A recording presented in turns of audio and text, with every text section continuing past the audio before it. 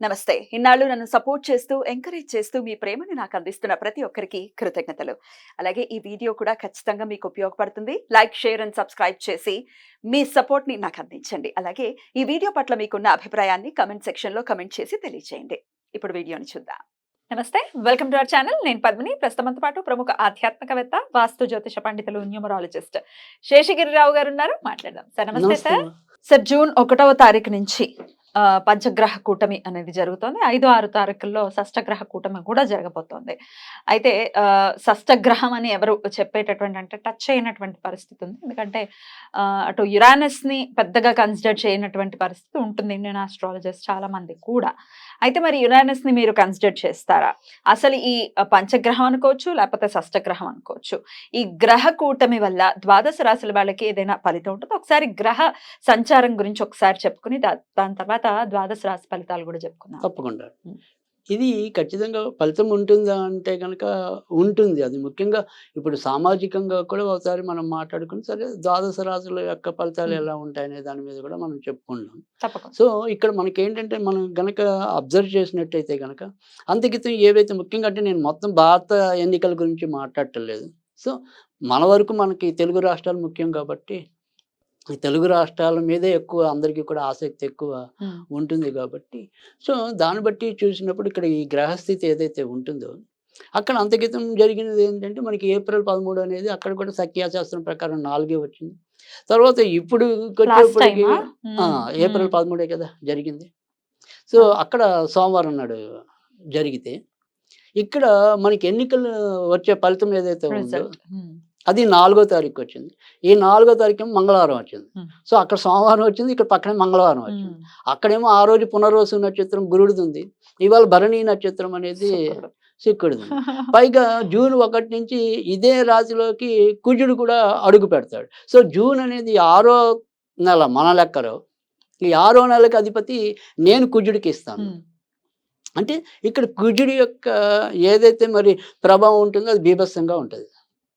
So ఇక్కడ కనుక మనకి ఎన్నికలు జరిగిన టైం కన్నా కూడా రిజల్ట్స్ వచ్చే టైం అనేది కొద్దిగా సంక్లిష్టత అనేది ఎక్కువ ఉంటుంది. ఒకటి మరి జూన్ 1వ తారీఖుని కుజుడు మేష రాశిలో అంటే తన యొక్క స్వయం రాశిలోకి వస్తాడు.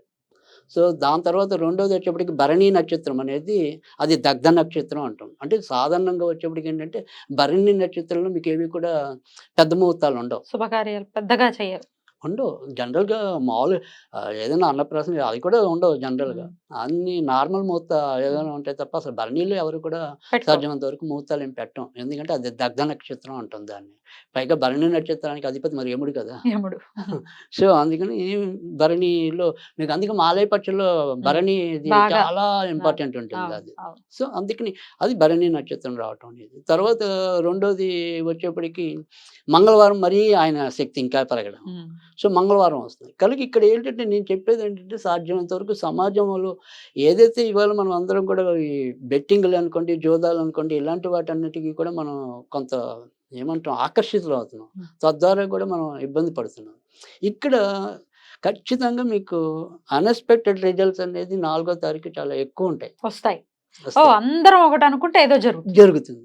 సో అది మనకి అంతక్రితం వరల్డ్ కప్‌లో జరిగినట్టుగా అంతదాకా బ్రహ్మాండంగా వచ్చి చివరిలో ఏదో చేశారు అన్నట్టుగా ఇక్కడ ఎలక్షన్స్ కూడా అలాగే అయింది last time Telangana elections. Telangana కూడా మరి అలాగే చాలా మంది మరి ఇబ్బంది పడ్డారు. ఇప్పుడు కూడా అందుకని సాధ్యమైనంత వరకు కూడా నేను అందరికీ చెప్పే సూచన ఏంటంటే సాధ్యమైనంత వరకు బెట్టింగ్ల జోలికి వెళ్ళకండి.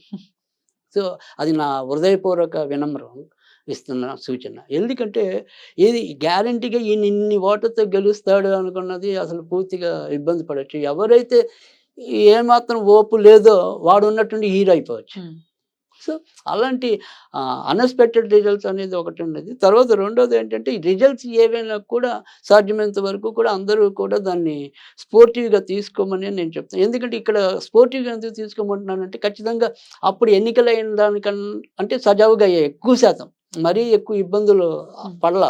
కానీ ఇక్కడ మటుకు ఖచ్చితంగా కొంత ఉద్వేగపూరితమైన రిజల్ట్స్ వచ్చిన రోజు అలాంటి సన్నివేశాలు ఉంటాయి. అలాగే లేదు అంటే ఇందాక మనం చెప్పుకున్నట్టు ఏంటంటే ఈ భావోద్వేగానికి లోనై ఏదైనా సరే ఆకస్మికంగా అనారోగ్యం బారిన పడవచ్చు. ఇట్లాంటివి ఉంటాయి. అది ఇప్పుడు గుండె జబ్బులు అనుకోండి, రక్తపోటు అధికంగా ఉండటం అనుకోండి. సో ఇలాంటివి మరి ఒక్కోసారి అవి మనకి మృత్యుకి హేతు అవుతాయి కదా. డెఫినెట్లీ. సో అందుకని ఎవరైనా కొద్దిగా సంయమనంగానే ఉండమంటున్నాను. దాని ముందున మీరు కొద్దిగా టేక్ ఇట్ ఈజీ అనుకోండి. రైట్. సో గెలుపు ఓటములు దైవాధీనాలు సర్వసాధారణం కూడా. అనుకోవటమే. సో అందుకని ఎవరి మీద విపరీతమైన ఆశ పెట్టుకోవచ్చు, నిరాశ పెట్టుకోవచ్చు. జరిగేది ఎలాగో జరుగుతుంది. సో ఎవడున్నా మనది ఆదుకునేవాడు అయితే తక్కువే. అవును. సో అది అది తర్వాత తర్వాత ఎలాగో అర్థమవుతుంది. Right. సో ప్రతి ఒక్కరి మీద మనం ఒక నమ్మకం పెట్టుకుని ఓటేయటం అనేది ఉంటుంది. వీళ్ళు మనకి ఇలా చేస్తారు, వాళ్ళు అలా చేస్తారని. సో కానీ అవి ఎప్పుడు కూడా ముఖ్యంగా మధ్యతరగతి వాళ్ళ మీద అయితే కూడా ఎవరు మేలు చేసేది కూడా చాలా తక్కువ ఉంటుంది. రైట్. రైట్. సో దేశ కాలమాన పరిస్థితి ఇలా ఉంటుంది. ఈ Right. గ్రహ కూటమి కూడా అది ఇదే చతుర్థ గ్రహ కూటమి. అందుకని నేను చెప్పి ఇక్కడ ఈ చతుర్థ గ్రహ కూటమి కూడా మనకి ఏమవుతుంది, ఇప్పుడు ఏదైతే ఇది ఉంటుందో సాధారణంగా ఇక్కడ ఇది వృషభంలోనే ఇంచుమించుగా మనకి సూర్యోదయం అనేది ఉంటుంది. అప్పుడు మేషంలోనే సూర్యోదయం ఉంది. ఇప్పుడు వృషభంలో అంటే ఇప్పుడు అప్పుడు గురుడు ఆధిపత్యం వహిస్తే ఇప్పుడు శుక్రుడు ఆధిపత్యం వహిస్తే మొత్తానికైతే ఇప్పుడు రాక్షస గురువు ఆధిపత్యం కూడా ఎక్కువ. సో అందుకని సప్తమ స్థానంలో జరగబోతోంది ఈ కూటమి ఈ వృశ్చిక రాశి వారికి. ఆల్రెడీ అర్ధాష్టమ శనితోనే ఉన్నారు వీళ్ళు. మరి ఎలాంటి ఇంపాక్ట్ చూపించబోతుందండి ఈ కూటమి? రైట్. ఖచ్చితంగా వృశ్చిక రాశి వాళ్ళకి కూడా మేలు జరుగుతుందని నేను చెప్తాను.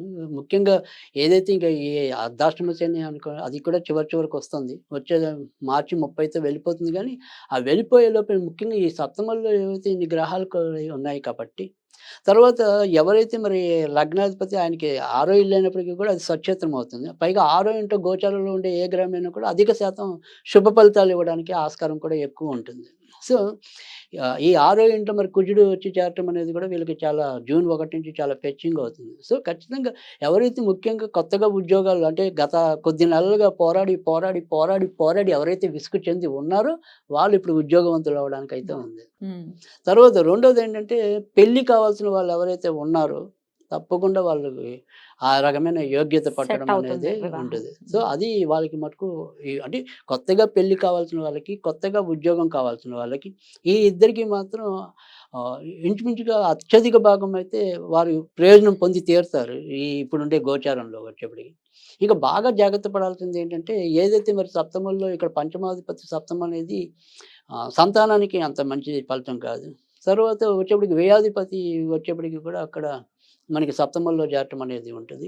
పైగా అది సంతాన కారకులతో కలిసి ఉండటం అనేది ఉంటుంది. కాబట్టి ఎవరైతే కొత్తగా గర్భం దాల్చి ఉన్నారో వాళ్ళు మరి ఈ నెలంతా కూడా కొద్దిగా జాగ్రత్తగా ఉండటం అనేది అవసరం. అంటే గర్భవతులు మాత్రం కొంతవరకు వారి యొక్క విషయంలో ఆరోగ్య విషయంలో కొంతవరకు శ్రద్ధ చూపించడం అనేది అవసరం. అదొక్కటి తప్ప ఇంకా మిగతా అన్ని విషయాల్లో కూడా ఈ వృశ్చిక రాశి వాళ్ళకి కూడా ప్రస్తుతం మంచి పీరియడ్‌గానే ఎక్కువ చెప్పవలసి ఉంటుంది. తర్వాత రెండోది ఎవరైతే మరి ఈ స్థిరాస్తులు కావాలని ప్రయత్నాలు ఏవైతే ఉంటాయో వాటికి సంబంధించినవి కూడా మంచి జరిగే అవకాశాలైతే కనిపిస్తుంది. కనుక ఎలా చూసినప్పటికీ కూడా మళ్ళీ ఎప్పుడు ఇబ్బంది రావచ్చు అంటే గనక అంటే ముఖ్యమైన వ్యవహారాలు ఏవైతే ఉంటాయో వాటిని సాధ్యమైనంత వరకు కూడా జూన్ 15 లోపే చేసేసుకోవడం మంచిది. సో జూన్ 15 దాటిన తర్వాత నుంచి నెమ్మదిగా అష్టమానికి కొన్ని గ్రహాలు వెళ్ళి చేరతాయి కదా. సో అందుకని అలా ఒక్కొక్కటి అష్టమానికి వెళ్తాయి మళ్ళీ. అందుకని ముఖ్యమైన పనులన్నీ కూడా సాధ్యమైనంత వరకు కూడా జూన్ 15 లోపు ఏవైతే ఉంటాయో ఈ జూన్ 15 లోపే మనకు ఉద్యోగ ప్రయత్నాలు గట్టిగా చేసుకోవడం, పెళ్లికి సంబంధించిన ప్రయత్నాలు గట్టిగా చేసుకోవడం ఇలాంటివన్నీ కనుక చేసినట్టయితే కనుక వాళ్ళు తప్పకుండా ఈ జూన్ నెలలో మంచి ఫలితాలు ఎక్కువ పొందడానికి ఉంటుంది. జూన్ 15 దాటిన తర్వాత నుంచి అంతవరకు మీడియంగా అంటే న్యూట్రల్గా వెళ్ళిపోవటం అనేది మంచిది. ఇక ఈ నెలంతా కూడా వీళ్ళు సాధ్యమైనంత వరకు కూడా ఆరాధించవలసిందైతే శివుడు. సో శివుడికి అప్పుడప్పుడు సోమవారాలు పూట కొద్దిగా పెరుగన్నం నివేదన చేయటం అనేది మంచిది. ఇక ఏదైనా సరే పంచాక్షరి నామం ఓం నమ శివాయ అన్నది ప్రతిరోజు కూడా పఠించడం వల్ల కూడా వృశ్చిక రాశి వాళ్ళకు ఉండే ఇబ్బందులు అయితే తొలగుతాయి. రైట్. చాలా బ్యూటిఫుల్ గా ఎక్స్ప్లెయిన్ చేశారు. ఇక నెక్స్ట్ ఎపిసోడ్ లో ధనుసు రాశి గురించి మాట్లాడుకుందాం. నమస్కారం. రైట్.